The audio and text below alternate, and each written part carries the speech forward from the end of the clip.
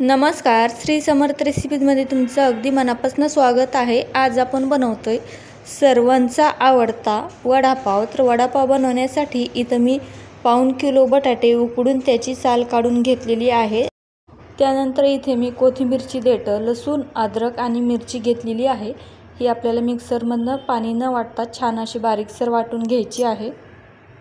आता आपल्याला बटाटे मॅश करून घ्यायचे आहेत। इथे मी हाताने बटाटे मॅश करून घेत आहे। तुम्ही मॅशर वापरला तरी चालेल।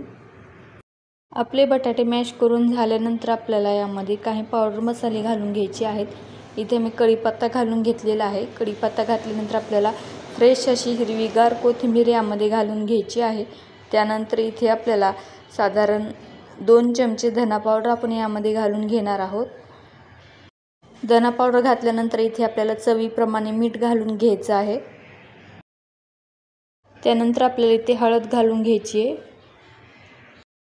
हळद घातल्यानंतर आपल्याला इथे मिरची, आलं, लसूण, कोथिंबीर वाटून घेतलेली याची पेस्ट घालून घ्यायची आहे। त्यानंतर आपण हे मस्त असं मिक्स करून घेऊया। इथे तुम्ही पाहू शकता अशा पद्धतीने आपल्याला हे छान असं मिक्स करून घ्यायचं आहे। पूर्ण मसाले जे आहेत ते आपल्या बटाट्याला लागले पाहिजे। आता आपल्याला बटाट्याच्या छान अशा गोल गरगरीत वड्या पाडून घ्यायच्या आहेत। इथे तुम्ही पाहू शकता अशा पद्धतीने मी हे वडे बनवलेले आहेत।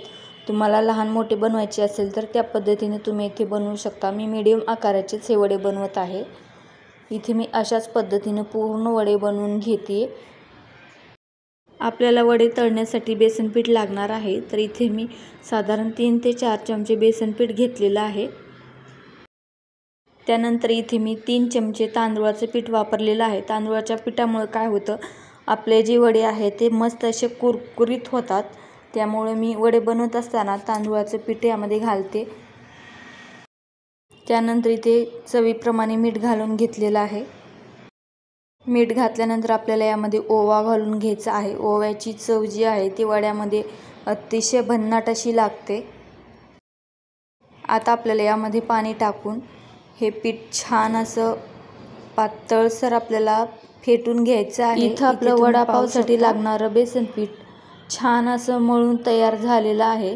आता आपल्याला यामध्ये सोडा घालून हे पीठ मस्त असं फेटून घ्यायचं आहे। सोडा घातल्यानंतर आपल्याला हे पीठ एक 5 मिनिटं छान असंच फेटून घ्यायचं आहे। इथे तुम्ही पाहू शकता आपलं वडापावला लागण्यासाठी एकदम परफेक्ट असं पीठ तयार झालेलं आहे। आपल्याला तोंडी लावण्यासाठी मिरची तळून घ्यायची आहे। त्यासाठी मी मिरचीच्या मध्यभागी 2 काप करून घेतलेली आहे। त्यामुळं तळताना मिरची आपल्या अंगावर वगैरे उडत नाही। इथं आपलं तेल छान असं कडकडीत गरम झालेलं आहे। अगोदर आपण यामध्ये मिरची तळून घेणार आहोत। इथे तुम्ही पाहू शकता अशा पद्धतीने आपल्याला ही मिरची तळून घ्यायची आहे। इथे आपली मिरची तळून झालेली आहे। आता आपण ती काढून घेऊया आणि आता आपल्याला या तेलामध्ये लगेच वडा सोडून घ्यायचा आहे। इथे तुम्ही पाहू शकता, तुम्ही चमच्याने पण हा वडा सोडू शकता। इथे मी हातानेच हा वडा सोडून घेत आहे। वडा यामध्ये बुडवल्यानंतर मस्त असा याला कोट करून घ्यायचा आणि मग तो तेलावरती मध्ये सोडून द्यायचा।